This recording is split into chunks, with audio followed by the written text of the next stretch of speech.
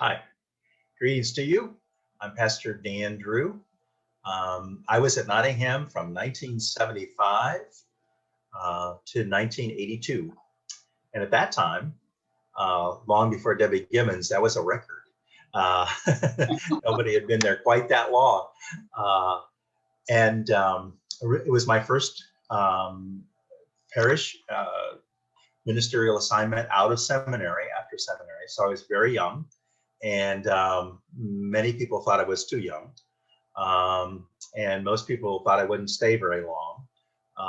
But I had a great time and was there for many years. Even as we're doing this Zoom video, I'm realizing that I have, memorabilia around the room of the churches. And I think my Nottingham picture is actually that one in the corner there. It was a drawing that was done of the corner of Melville and St. Clair, because we did the signboard while I was there in memory of Ada Balish.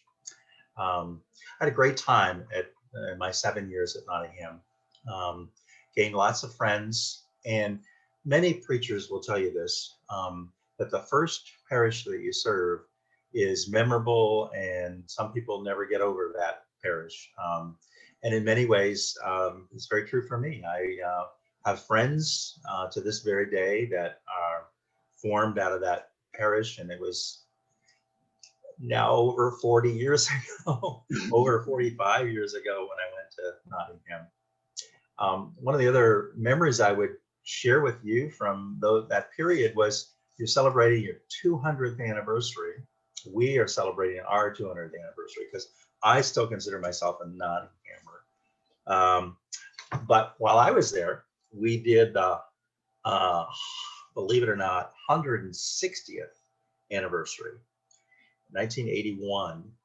And I was the pastor at that time, and we spent a couple of years getting things together. We gutted the sanctuary. We put in the carpet that I think is still there. We took out all the pews, and Ralph Arndt was the head of the trustees at that time, and we gathered all this data, and we took out all the pews, which were patented to go in their very place. We found the patents on the pews. We took them out and we put them back, and we found out we couldn't reverse them. We refinished the floors, which were white oak, and we got out the old carpet, and we bought that carpet that I think is still there. And we put speakers under the stage, so we had a little sound from the stage. So we had a great time with that that period of time.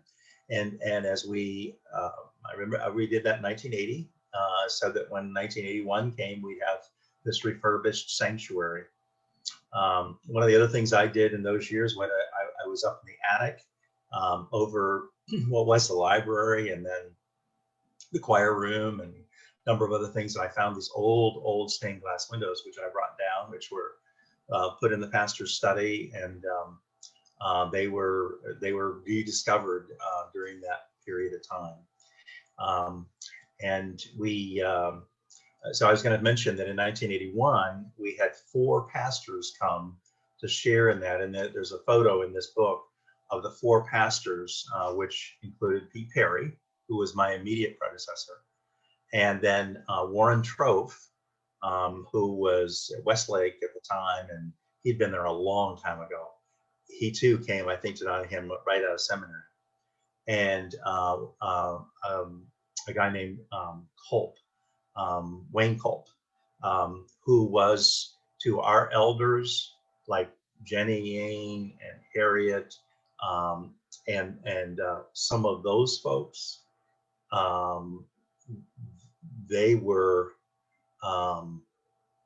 Wayne Culp was their young pastor who came and changed the whole face of the church and their lives. And so it was great to have Wayne come back and be a part of that.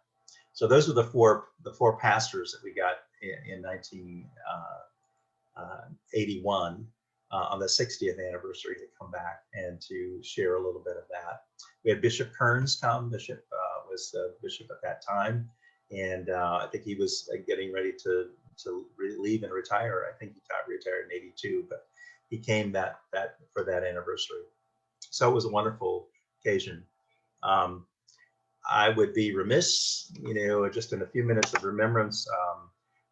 We had a rental daycare, and one Christmas, they announced that they were going to move to a new center in Mentor in January 1st. And so David Waldmeyer and Don and Sue Dole, who had a child in the daycare, as well as we had children in the daycare, we worked very hard, and we reestablished the daycare center as the Nottingham Child Care Center. We couldn't have done it without Georgie Ice, who gave thousands of hours of her time to make that happen. But we actually established the Nottingham Daycare Center as a church-oriented entity, and most of the people were so grateful. They didn't care about the church, but they were really grateful that there was something in the neighborhood for them, for their kids, that they could. Many of them were driving in from the outer suburbs, dropping their kids off at Nottingham, getting back on the freeway and driving back downtown. But we were right off the freeway. It was a great community center, community ministry. And the other thing that, so I had children that my oldest two sons actually not only preschool there, but they actually did daycare, preschool, and they did kindergarten. We had kindergarten. We had a registered, certified, authentic kindergarten in those first years, so that children can stay there for the day and do their kindergarten work. The other thing that was, of course, monumental in my lifetime and in Nottingham's lifetime was the youth group that we had. We had quite a creative youth group. Many of the stories still abound. I just can't seem to put them all in a box and get rid of them. I'll tell you one real quick story with that.